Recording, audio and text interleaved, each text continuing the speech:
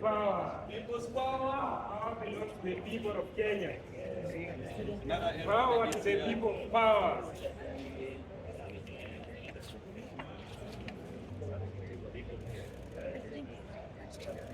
Citizens and a human rights defender.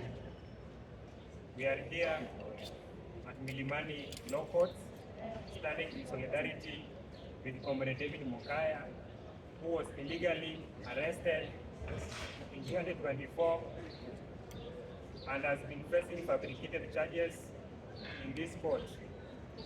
Today, court has confirmed that Mr. Mukaya is a victim of state intimidation.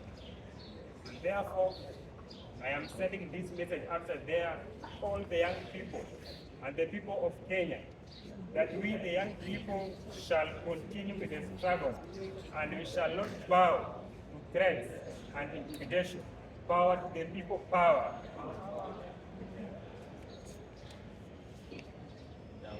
And our patience to this paramount shall not be exceeded. More power to the unified.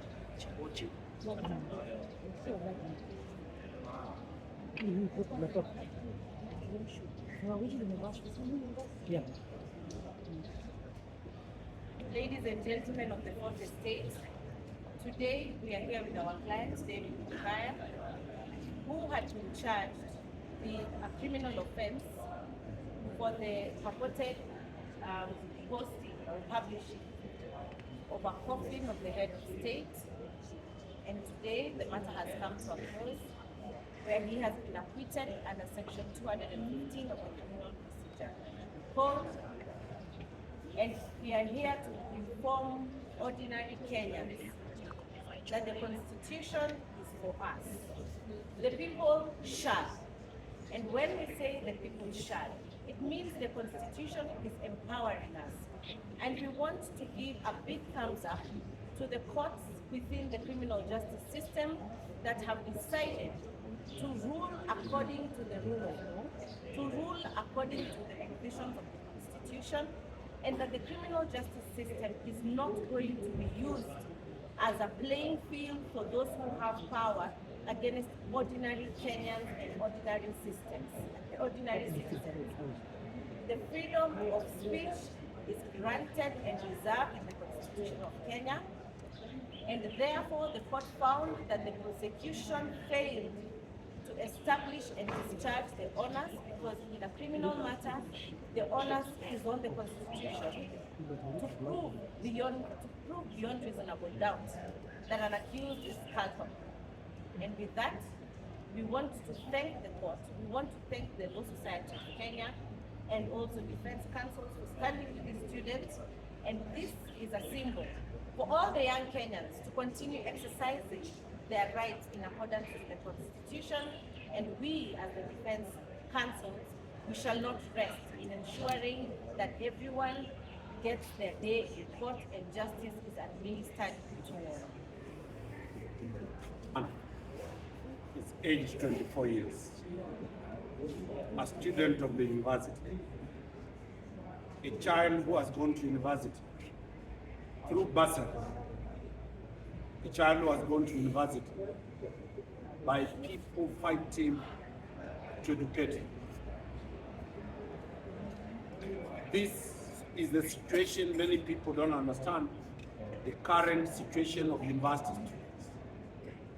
They share cubicles, they share beds, they share handsets, telephones, because they use the telephone or the laptop for doing their research.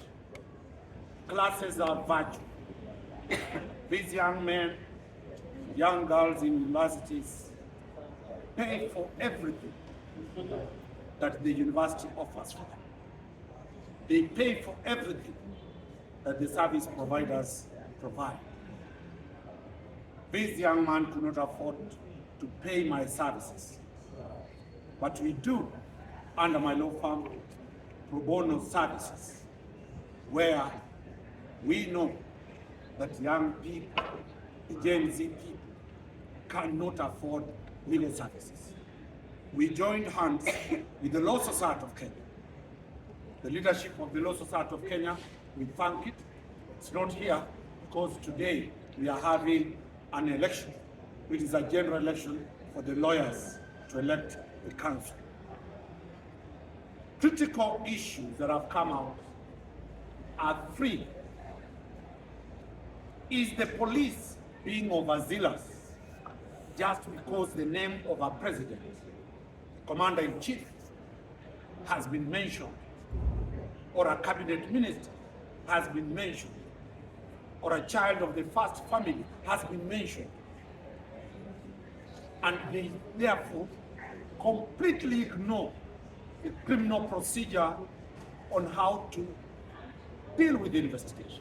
This is one of the examples where the mere mention of the Commander-in-Chief of the Republic of Kenya, His Excellency Dr. William Ruto, was mentioned, and the police went ahead, took the phones, accessed the data, arrested the young man, brought him to court without due procedure. The court has put caution to the investigative agencies that every complainant is equal to the accused person. We asked who is the complainant in this matter. We demanded, if the complainant is President William Ruto, let him record a statement. If the complainant is the Minister for Interior, let him put a statement and come to the door. None appear. Two, we raised this question, the sharing of phones. We know very well there is no law that demands that your phone is only going to be used by yourself. The phone can be shared. Girlfriends can pick a boyfriend's phone, text a message from there.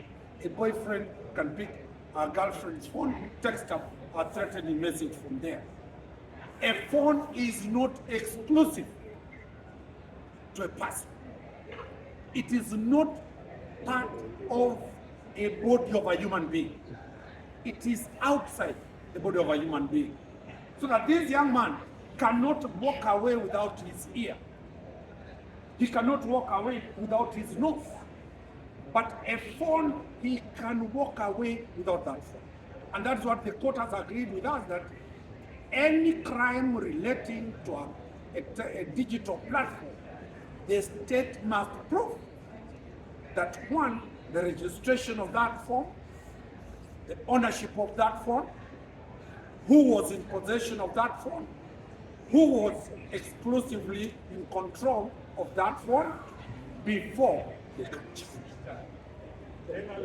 We know very well Kenya by now has more than 60,000 telephone users, digital platforms.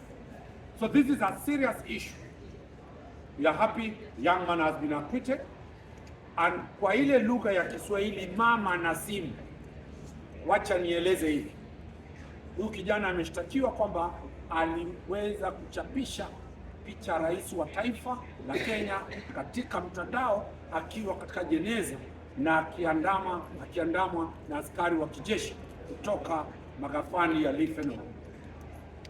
Koti imepata kwamba huyu kijana, ile simu inasemekana haikulengwa kwake direct.